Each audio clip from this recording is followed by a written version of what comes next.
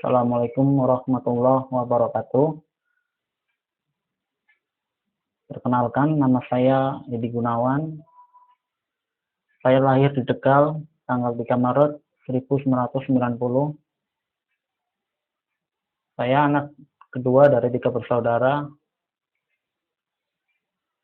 Pada kesempatan kali ini, saya akan menjelaskan tentang materi kewarganegaraan, yang mana materi ini adalah materi wajib dan sekaligus tugas sebagai prasyarat untuk mengikuti uji kompetensi dan mengikuti tugas akhir di kampus IKMI Rizkina Cikarang. Yang mana setiap mahasiswa diwajibkan untuk mengumpulkan video yang menjelaskan tentang materi kewirausahaan, kenegaraan, dan materi tentang agama yang diharuskan direkam dan kemudian diupload dalam situs YouTube. Pertama-tama salawat dan salam saya panjatkan kehadirat Allah Subhanahu wa taala yang telah melimpahkan segala rahmat dan hidayahnya kepada saya sehingga sampai saat ini saya masih diberi kesehatan, masih diberi nikmat rezeki, masih diberi nikmat tetap sehat sampai saat ini. Materi kenegaraan yang akan saya bawakan ini adalah bagaimana tentang kehidupan kita sebagai warga negara Indonesia. Setelah saat merdeka pada tanggal 17 Agustus 1945, banyak hal yang telah terjadi pada perjalanan bangsa Indonesia ini. Pada awalnya kita penjajah Belanda selama 3,5 abad. Di mana pada saat itu kita mengalami penindasan, penyiksaan, bahkan pembantaian masyarakat kita secara keji dan tidak berperi kemanusiaan. Dalam masa itu sungguh susah nasib bangsa kita karena kita harus menurut terhadap apa kemauan dari bangsa asing. Tentu hal tersebut menjadi bahan dan pelajaran untuk kita sebagai anak muda dan sebagai penerus bangsa, untuk kita jangan sampai kita menjadi negeri jajahan seperti yang telah kita lalui pada zaman dahulu. Sebagai bangsa yang sekarang sudah merdeka dan berdaulat, tentunya kita wajib untuk mengisi kemerdekaan ini dengan hal-hal yang positif. Namun pada masa-masa sekarang yang terjadi adalah suatu individualisme yang dapat kita saksikan dalam kehidupan kita sehari-hari, di mana ada kesenjangan sosial yang sangat tinggi antara si kaya dan si miskin. Kita dapat melihat hal tersebut bisa kita saksikan di lingkungan kita atau di daerah yang perkembangannya masuk pesat. Contohnya saja di ibu kota DKI Jakarta. Karena kita miris melihat bahwasanya di antara gedung-gedung bertingkat, di antara gedung-gedung mewah yang ada di Jakarta, masih banyak saudara-saudara kita yang masih kesusahan, masih ada berprofesi sebagai pemulung, ada pengemis, ada pengamen, dan lain sebagainya. Tentu ini jauh sekali dari cita-cita leluhur bangsa kita yang menginginkan bangsa kita benar-benar maju, berdaulat dalam pangan, berdaulat dalam energi, dan memiliki kewibawaan di antara bangsa-bangsa lain di dunia ini. Karena dalam pembukaan Undang-Undang Dasar pun telah disebutkan bahwa kekayaan alam dan seisinya dikuasai oleh negara dan dipergunakan sebesar-besarnya untuk kemakmuran rakyat. Namun yang terjadi sekarang, contohnya saja di Dewan atau di DPR, mereka lebih senang berebut kekuasaan, mementingkan kelompok masing-masing tanpa mereka berpikir untuk memajukan atau mensejahterakan masyarakat yang ada di pedalaman dan di desa-desa. Ya, sungguh miris kalau kita melihat tayangan televisi yang mempertontonkan tentang keegoisan dari dewan tersebut. Bahwasanya tugas seorang dewan adalah mewakili aspirasi masyarakat. Namun yang terjadi saat ini, lebih banyak mereka mewakili dari kelompok atau partai yang mereka naungi. Sementara masih banyak rakyat dan masyarakat kita di desa-desa, di pelosok, dan di segala penjuru negeri ini yang masih kesusahan. Tentunya ini sangat tidak menyenangkan hati, karena bagaimanapun juga kita bermasyarakat, kita bernegara, ingin menjadi yang terbaik, kita ingin menjadi disegani oleh bangsa-bangsa lain di muka bumi ini.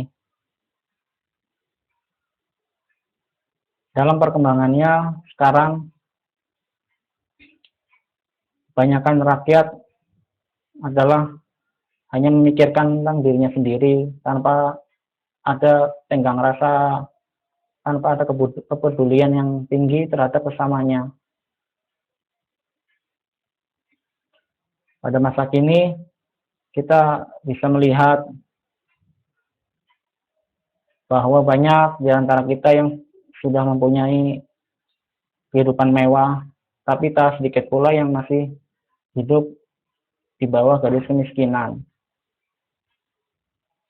Padahal dalam Pancasila pun telah dituangkan di sila kelima bahwa keadilan sosial bagi seluruh rakyat Indonesia. Di sini telah jelas para pendahulu kita, para pendiri bangsa kita sudah berpikir maju ke depan, bagaimana kita mengelola negara kita, bagaimana kita memanfaatkan sumber daya alam, sumber daya manusia yang cukup melimpah. Inti dan hal ini semestinya menjadi modal yang besar untuk kita menjadi bangsa yang maju.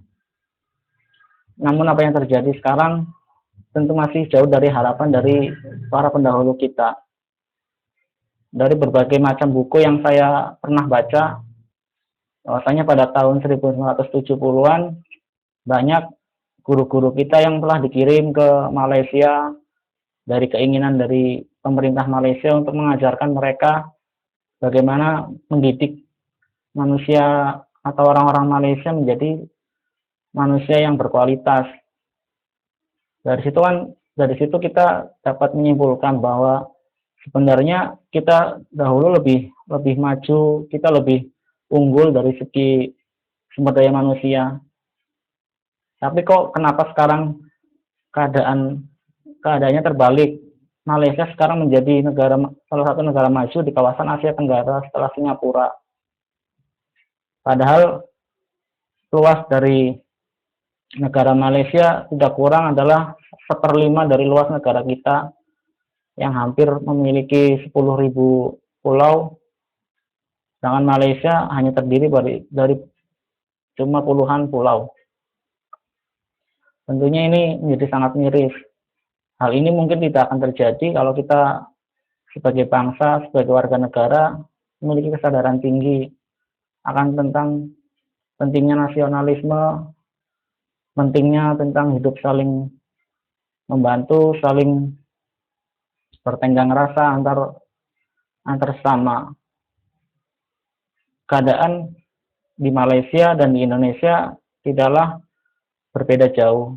Di Malaysia pun masih kita bisa lihat sendiri, masih banyak dari berbagai macam suku, berbagai macam ras, tapi mereka bisa dapat bersatu untuk kesejahteraan mereka. Sedangkan kita lebih sering, kita masih melihat konflik antar agama, antar suku yang ada di negara kita.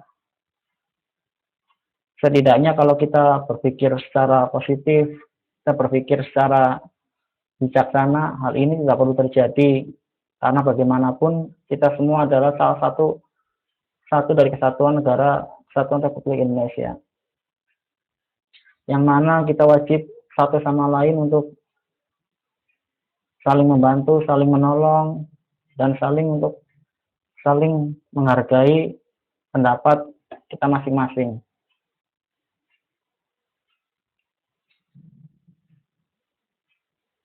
Dari berbagai macam hal tersebut, kita tentunya harus terus belajar bagaimana kita agar supaya tidak tertinggal dengan negara tetangga kita, yaitu Malaysia.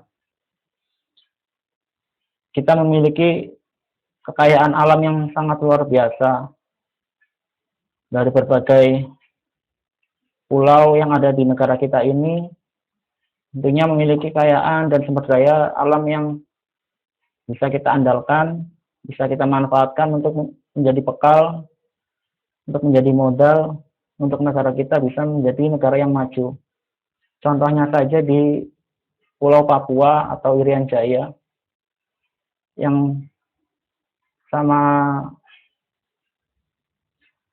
telah kita ketahui bersama-sama bahwa di sana kekayaan alam yang sangat melimpah adalah kekayaan alam berupa tambang emas.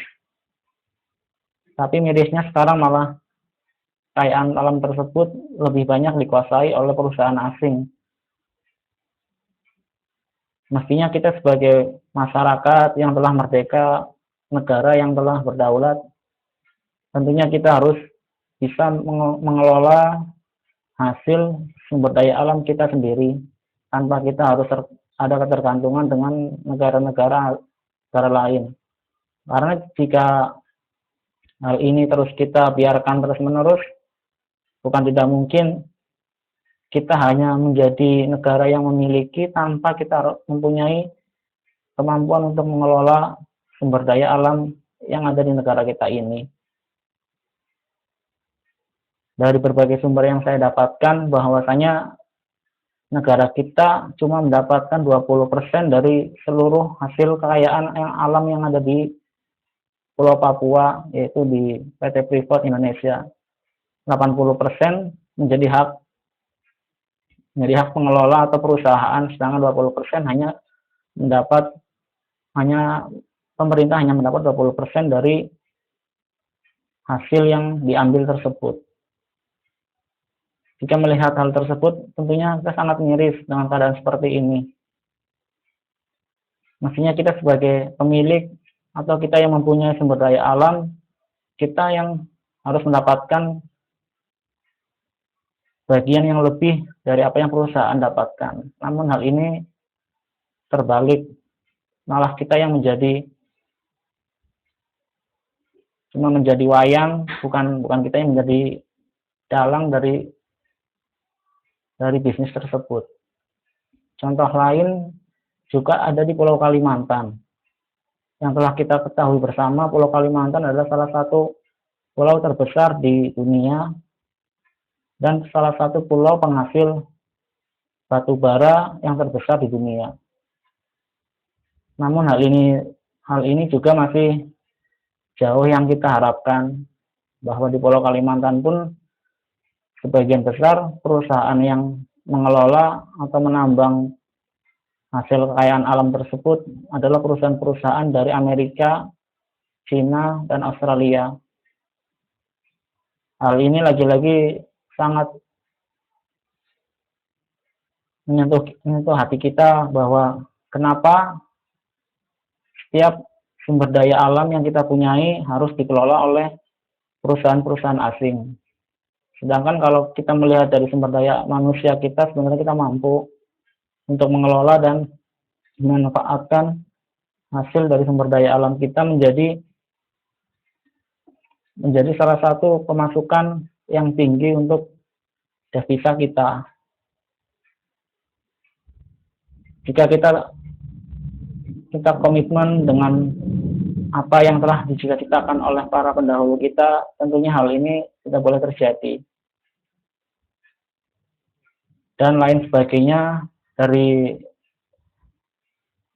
dua hal yang saya sebutkan tadi, masih banyak yang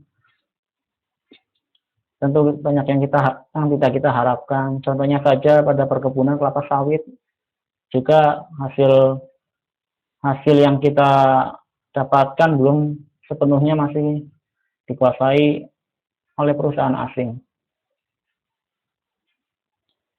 Padahal kalau kita berpikir secara hitung-hitungan ekonomi, kita akan lebih menguntungkan jikalau kita mengelola hasil dari CPO atau minyak mentah yang minyak sawit tersebut. Tapi yang terjadi sekarang adalah kita banyak mengekspor hasil kelapa sawit itu tanpa terlebih dahulu kita olah menjadi sesuatu produk jadi, semacam minyak goreng, margarin, dan lain-lain. Kita lebih mengekspor sawit mentah tanpa kita mengelola. Hal ini jika ditinjau dari segi ekonomi, tentunya ini kurang menghasilkan bagi bangsa kita. Karena dari media asing yang pernah saya lihat, bahwasanya negara terbesar pengekspor CPO adalah Malaysia. Sedangkan perkebunan yang paling luas di antara Malaysia dan Indonesia, tentunya Indonesia memiliki perkebunan kelapa sawit yang sangat luas dibandingkan Malaysia. Tapi kenapa perkebunan kita yang luas ini, tapi dari segi ekspor minyaknya kita lebih rendah dibandingkan Malaysia?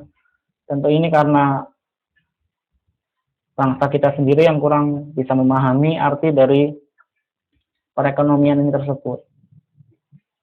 Contoh yang lain yang sekarang lagi digencarkan oleh pemerintah Bapak Jokowi adalah tentang kemaritiman atau hasil laut yang ada di laut kita. Sebagai negara kepulauan, luas laut kita adalah 3 kali luas daratan kita. Yang mana tentu saja ini sangat berpotensi untuk memajukan negara kita. Karena dalam yang kita ketahui sendiri, di dalam laut itu banyak sumber-sumber yang bisa kita manfaatkan. Pertama, ikan, tentu saja itu. Terus masih banyak seperti rumput laut, seperti minyak bumi yang terdapat di dalam laut kita. Hal ini sangat miris. Jika kita lihat, kita pikir apa yang kurang dari kita, tentunya mungkin dari pengawasan yang masih sangat longgar, sehingga banyak nelayan asing dan kapal-kapal asing yang berani masuk ke wilayah lautan kita untuk mencuri ikan, untuk merampok hasil-hasil sumber daya kita. Yang kita lihat sekarang, semacam ada harapan bahwa kita harus menjadi negara maritim terbesar di dunia. Tentunya ini menjadi harapan baru untuk kita dapat maju menjadi negara yang disegani oleh bangsa-bangsa lain di dunia. Dari hasil yang saya baca, telah pemerintah dan TNI telah menenggelamkan sebanyak 30 nelayan asing, kapal-kapal nelayan asing. Dari segi penegakan hukum, mungkin ini akan lebih baik dibandingkan pemerintah yang kemarin pada saat pemerintahan Presiden Susilo Bambang Yudhoyono. Tentu saja ini menjadi kabar gembira untuk kita, untuk para nelayan yang akan sedikit lebih leluasa dalam bergerak atau mencari ikan, karena mereka tidak bersaing atau tidak terganggu dengan hadirnya nelayan-nelayan yang dari luar negeri. Mudah-mudahan saja hal ini terus bisa berlanjut sehingga kita menjadi negara yang berdaulat di bidang maritim, negara yang berdaulat di bidang keamanan, negara yang berdaulat di bidang pertanian. Karena target pemerintah pada tahun 2019 adalah kita akan menjadi negara yang swasembada pangan. Tentunya hal tersebut harus diikuti dengan perkembangan atau sumber daya manusia kita yang harus menjadi lebih unggul. Karena tanpa adanya sumber daya manusia yang unggul, kekayaan alam yang kita miliki tidak mungkin akan kita bisa hasilkan untuk menjadi sesuatu yang lebih bernilai. Bahwasanya untuk menjadi negara yang berdaulat, negara yang makmur, sumber daya manusia harus menjadi prioritas nomor satu. Karena bagaimanapun juga, manusia yang berkualitas, manusia yang berpendidikan akan menjadi pemacu untuk kemajuan bangsa. Sesuai yang telah kita ketahui bersama, bahwa pada tahun 2015 nanti kita akan terjadi ASEAN Community, yang mana ini adalah salah satu perdagangan bebas antara bangsa se-Asia Tenggara.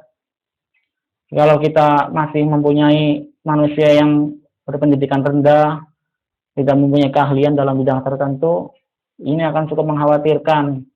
Karena setiap masyarakat di Asia Tenggara dibebaskan untuk bekerja di manapun yang ia kehendaki, tanpa adanya batasan ataupun peraturan yang mengikat. Hal ini cukup mengkhawatirkan jika kita tidak mau bersaing atau kita hanya berdiam diri pada keadaan yang sekarang. Seperti yang terjadi pada bangsa-bangsa Eropa, mereka menggunakan satu mata uang internasional, yaitu mata uang euro. Karena kalau hal ini sudah terjadi, setiap masyarakat Asia Tenggara dapat dengan bebas memasuki negara sesama Asia Tenggara. Mereka bisa bersaing dengan masyarakat lokal. Tentunya mereka harus mempunyai pendidikan yang tinggi, harus mempunyai keahlian agar bisa bersaing. Hal ini harus kita sikapi bersama-sama dengan berpikir positif, bahwasanya dengan kita ikut dalam ASEAN Community ini, kita mampu menjual produk kita mampu menjual hasil dari apa yang kita produksi untuk kita pasarkan di luar negeri. Tentunya dengan harga dan kualitas yang bersaing.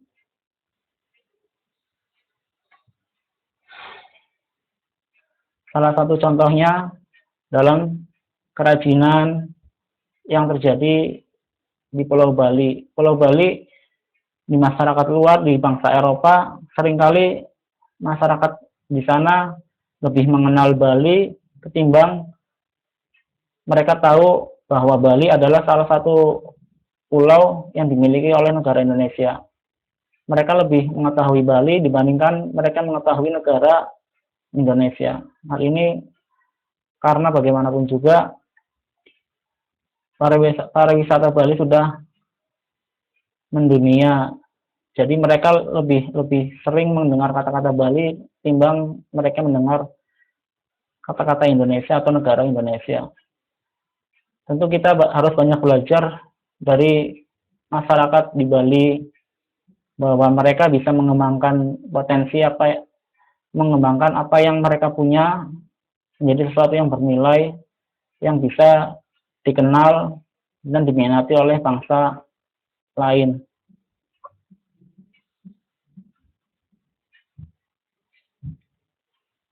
Kemajuan tersebut tidak bisa hanya terjadi di Pulau Bali, karena kita mempunyai ribuan pulau dan semua hal tersebut harus kita eksplor menjadi sesuatu yang bernilai. Seperti di Pulau Jawa, kita banyak mempunyai kebudayaan, kita banyak mempunyai kesenian yang setidaknya kita harus mengangkat hal tersebut menjadi sesuatu yang dapat diminati oleh bangsa lain. Sehingga pemasukan kita dari segi devisa akan naik dari segi pariwisata. Seperti yang kita lihat bersama negara tetangga kita yaitu Singapura. Singapura tidak mempunyai sumber daya alam yang melimpah, tapi mereka bisa menjadi negara nomor 1 di Asia Tenggara. Hal ini dikarenakan mereka dapat mengelola wilayahnya menjadi sesuatu yang diminati oleh para investor dari segi keamanan, keindahan pulau, dan ketertiban umumnya. Mereka menjadi yang nomor 1 di Asia Tenggara. Tentu hal ini didasari atas sikap dari semua masyarakatnya yang selalu hidup disiplin, selalu mencintai keamanan, menjaga kebersihan, dan selalu mentaati peraturan-peraturan yang berlaku di negara mereka. Sehingga terwujud negara yang aman, bersih, serta menjadi negara yang nyaman untuk ditinggali semua masyarakat di dunia. Yang memuaskan. Demikian dari saya. Assalamualaikum warahmatullahi wabarakatuh.